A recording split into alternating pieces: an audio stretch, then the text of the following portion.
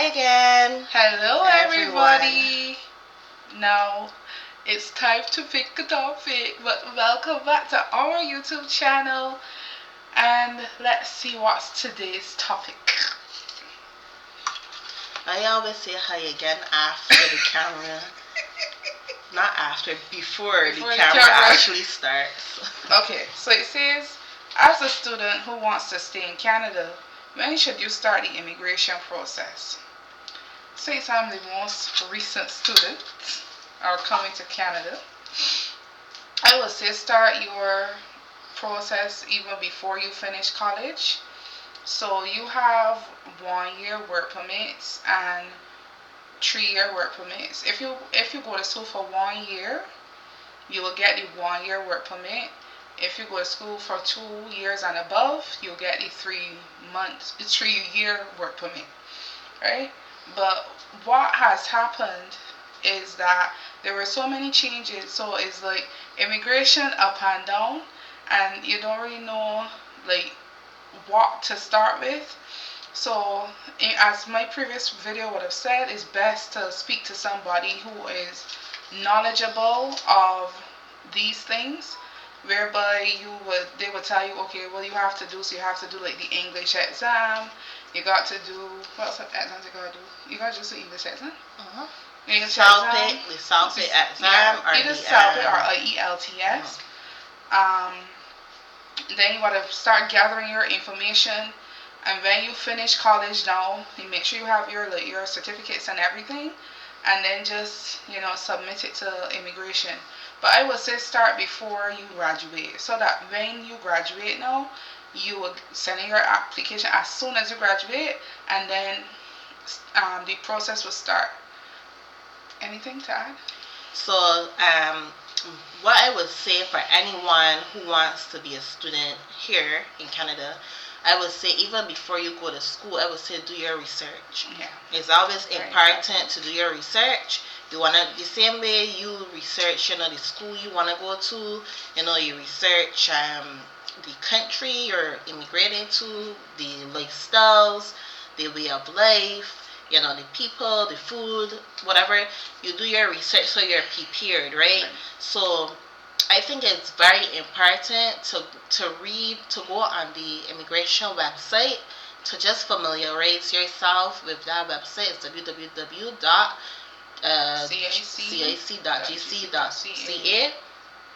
and Tony will put it under the description. Yeah. And that website has a lot of valuable information for if you're a visitor to Canada, if you're a student, if you're a worker, or if you're, I'm not sure if it goes on to permanent residence or not. Spousal, different like refugee, whatever, I guess, is on there, right? And it gives you an outline of how to prepare for this transition and this new transition in your life. And as Tony mentioned, when you actually get the okay from your school to join the school, and then you get the okay from immigration to have the student permit, I know it's a brand new process and you're all excited, you're ready now to study as a new student and then trying to take in everything. But I will be honest, the years go so fast. Quickly. Before you could even think, it's the next year already. So it's very important, especially when you're on a 1 year student permit. But I would also say for 2 year student permit as well, because when I was a student, my student permit was for 2 years, but it ended up being like a year and a half because it was a fast track program. But those years go by so quickly. Before you could blink, it's time to apply for a postgraduate work permit if that's what you want to do. And it's very important for the beginning, as early as you possibly can. So as soon as you get on that airplane and you come up to Canada, and then you start school, maybe in your first semester of school, because as Tony said, the 1 year is how much semesters? 3 years? 3 or 2. Depends on the placement. If you get a placement. Okay. So I would say from that first semester, get a consultant or get a lawyer. me personally, we were saying in the other video, like, yeah, it could be a choice to do it on your own. But in these times, I wouldn't. I would, yeah, especially the political atmosphere that's going on right now. I wouldn't. I would get the help because things are very up and down, as Tony said, is very uncertain. So to be sure, I would definitely get a consultant so that you can know, okay, when I get to the end of, or coming up to the end of my studies, what is the next process? Don't wait. Do not wait until you are near the end of your studies to then have to look for a consultant, look for an immigration officer, immigration lawyer, and then have to go through the process. Because sometimes even finding a reputable and a good, someone that fits you, like a shoe, to find a consultant or a lawyer that fits you and that's working for you, sometimes that takes time too, right? So I would say definitely start it as soon as possible, because you don't want to end up in a messed up situation where then afterwards you're there struggling, you're there wondering, like, oh my gosh, like, you just even though things can happen, you want it to go as smooth as possible. Yeah. And then I would say the same thing for work permit. Okay, so student permit happen, you get postgraduate work permit. Sometimes you get a 1-year postgraduate work permit, as Tony mentioned, or a 3-year postgraduate work permit. Regardless of the work permit, for the 1 year, I would say maybe people tend to do what they have to do faster because they know it's 1 year, and 1 year comes quickly. But even for that 3-year work permit, I find this is what I find with people. From the stories of some of the stories I've heard, I find people get comfortable with the 3-year work permit. Yes, like sometimes people will get a good job, right? Depending on whatever you study, or whether you get a job within your own field of study. And let me tell you, those years go by so fast, but you get so comfortable working, you're getting money, and you almost think to yourself, like, oh, well, it almost feels like you're Canadian now, in the sense that you're working, you're going about your day-to-day life, and, but before you know it, it's going to be time for you to get your permanent residency or whatever, and the employers will start bothering you. They're going to start asking you, like, what's next, where is the papers, because you can't work in Canada without the actual paperwork that you need, right? So don't get comfortable. This is something that I will have to. This is a disclaimer. Yeah. This is a disclaimer, okay? Yeah. Because this is trick a lot of people. Yeah. Don't get comfortable with a 3-year work permit. I find, like, I would say a 3-year work permit is kind of dangerous in the sense that people get comfortable, and then before you know it, the time is up. So get the help you need from the get-go. When you see, like, maybe I will say the 2nd year, but you might have a consultant or whatever, they'll be able to give you better advice. But within the 2nd year, I will start really getting my consultant to be on me or whatever, tell me what's next, what you have to do next, apply for whatever. They'll tell you the timeline that you need, but you don't want to wait until 3-4 months before your postgraduate work permit is up, and then be like, oh shoot, what do I do next? Like, and then you're in a position now where you lose your job. Correct. Because now you're in a standstill situation where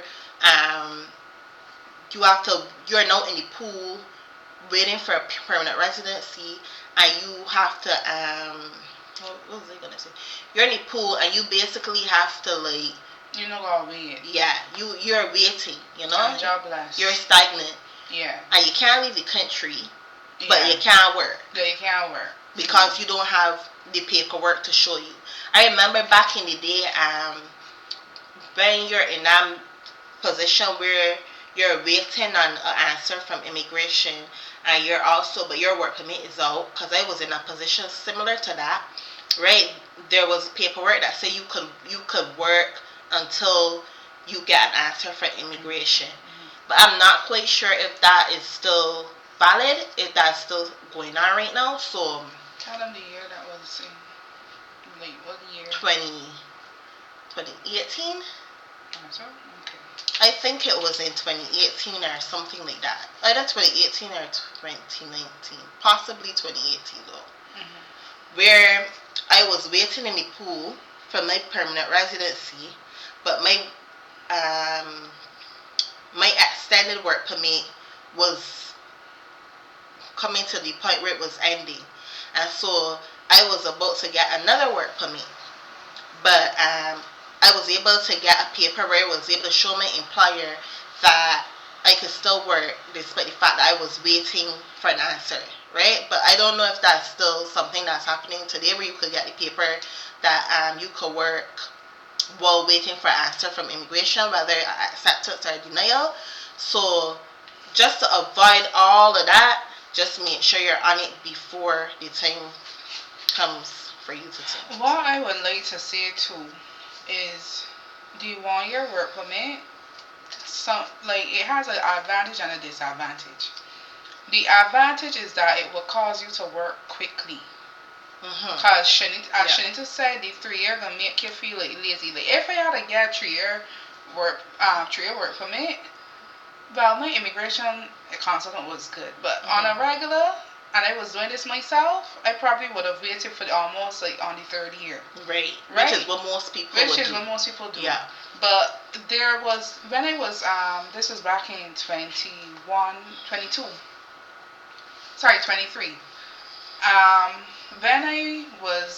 When I had received my postgraduate work permit, my immigration consultant, he said to me within 6 months we were getting ready to start with the pool. So I had to go do everything that he wanted me to do, and I had to work quickly. So I got my PR within 8 months. But that's not the story for everybody.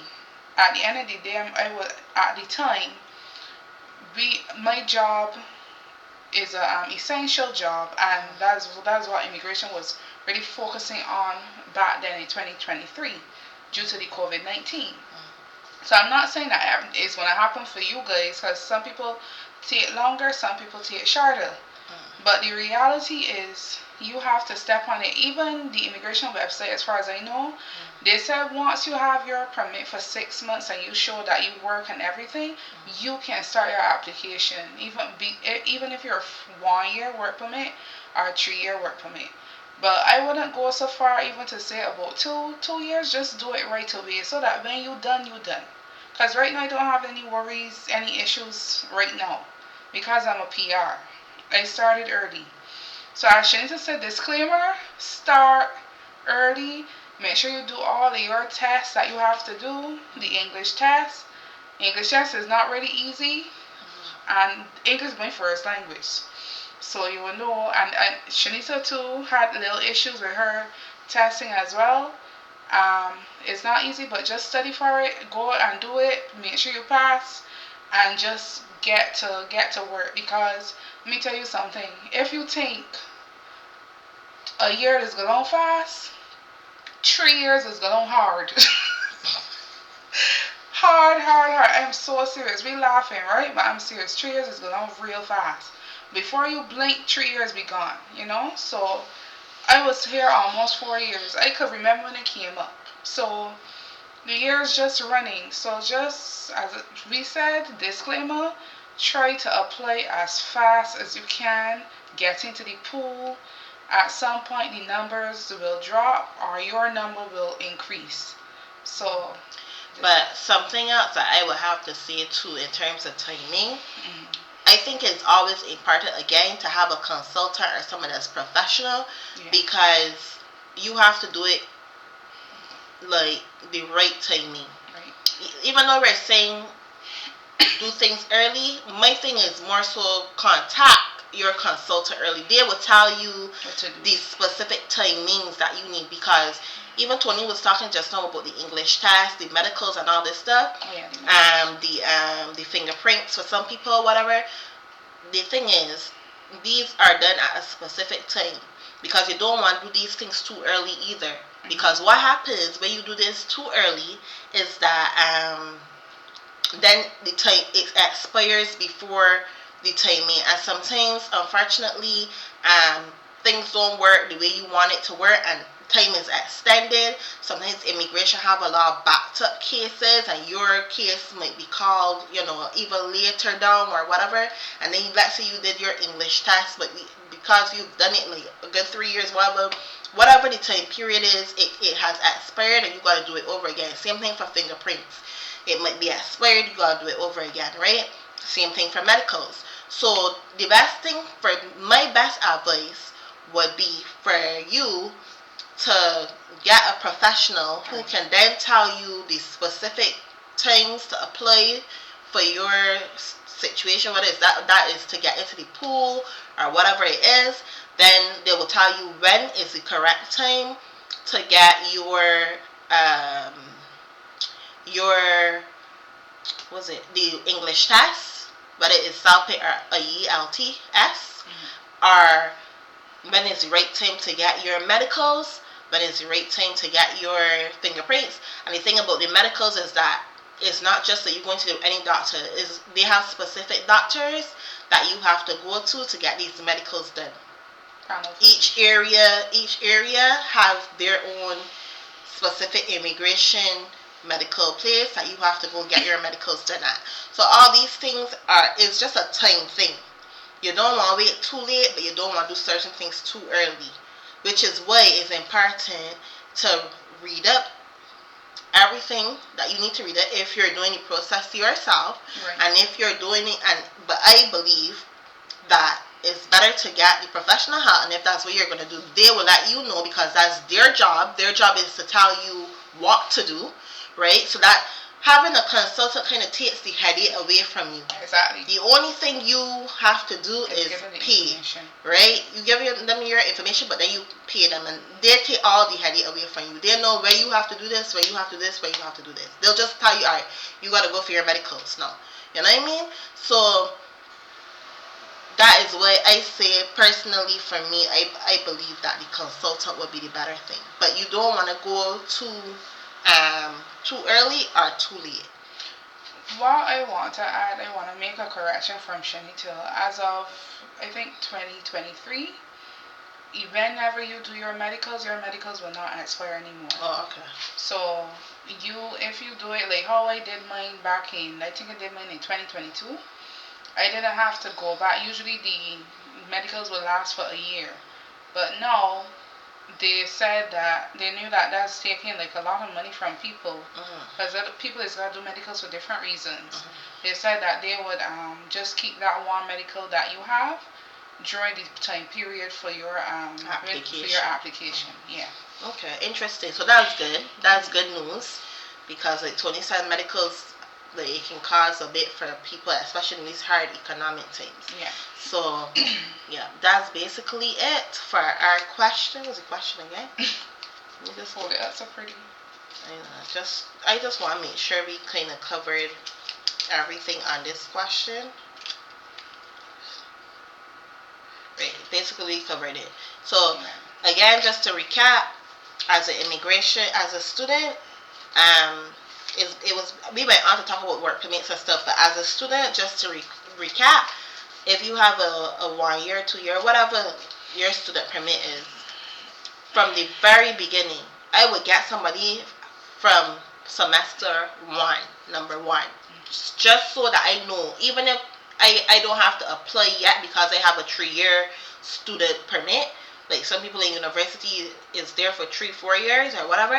I will still get it from the first semester just so I have an idea of what I'm going to be doing in the future. Right? So as soon as possible will be the best thing.